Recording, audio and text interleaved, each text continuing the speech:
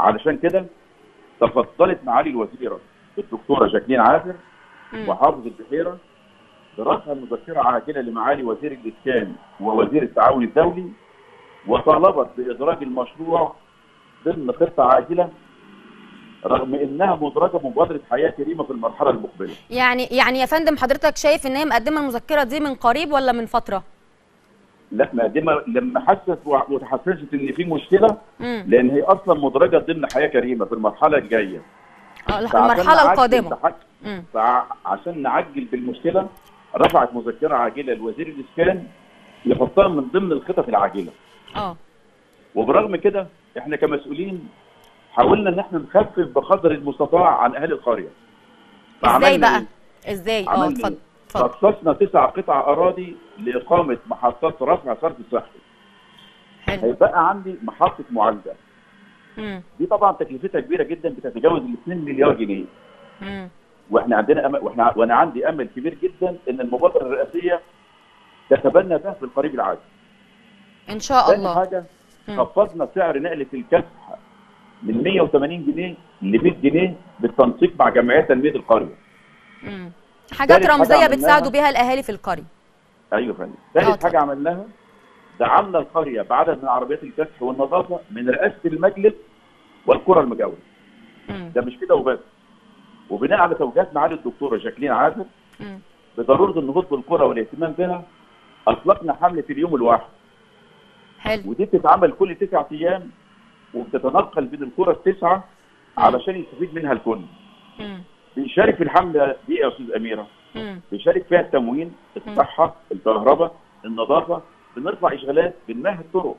الاهالي في القريه او القرى مستشعرين ده كويس جدا. حلو، بس انا هنا هرد بالنيابه عنهم وهقول لك ده كله مش فارق معاهم قد ما فارق معاهم يعيشوا في بيئه ما فيهاش تلوث، الصرف الصحي يكون مظبوط، يشربوا ميه نظيفه. انا هرد بالنيابه عنهم، هم ده رقم 1 عندهم. هل في بشاير جديده الفتره اللي جايه نقدر نساعد بيها الناس دي؟ باذن الله المذكره المعروضه على معالي وزير الاسكان والتعاون الدولي فيها امل كبير جدا ان شاء الله ان احنا ندخلها قبل ما ندخلها في مبادره حياه كريمه. شكرا للتوضيح. بالنسبه بقى حضرتك لعدم صلاحيه مياه الشرب. اتفضل. عايز اقول لحضرتك ان الميه بالقريه مياه بحاري بيتم ضخها من محطه مياه اسمها محطه مياه مليحه. دي بتخضع للمراقبه والمتابعه المستمره من خلال اخذ عينات وتحليلها بالمعامل المركزيه. خلال شهر 9 اللي فات ده احنا اخذنا 3 عينات تم تحليلها وتبين انها مطابقه للمواصفات القياسيه وصالحه. نيجي للمشكله الثالثه اللي اثرها الاهالي وهي متعلقه بتغطيه مصرف سيدي عيسى بالحدين. المصرف ده طوله حضرتك حوالي 7800 متر، يعني 7 كيلو و800 متر. ايوه، ده هيعود على اهالي القريه بايه يا فندم؟ هو عايز يغطي المصرف عشان الناس بتمشي من عليه. حلو. فدي بيعتبر يعني حاجات متعلقه بالبيئه شويه وفيها نظافه شويه. فالمصرف ده حضرتك طوله 7 كيلو و800 متر. رابط بين مركز الدليجات وكوم حماد. بيمر بقريه الحدين ب 1700 متر في عرض 13 متر. علشان اغطي المصرف ده بيتطلب عمل قميص خرساني بوكس ستيشن. وبعدين في شروط ومقاومات وضعتها جهه الولايه اللي هي وزاره الري للموافقه على التغطيه. زي ايه؟ يعني انتوا شغالين على ارض الواقع يا عبد العزيز بيه، صح كده؟ أيوة. طيب انا عايزاك توجه رساله لاهالي قريه دست الاشراف يعني في عجاله كده، تقول لهم ايه؟ احنا هنقول لهم اطمنوا ان شاء الله.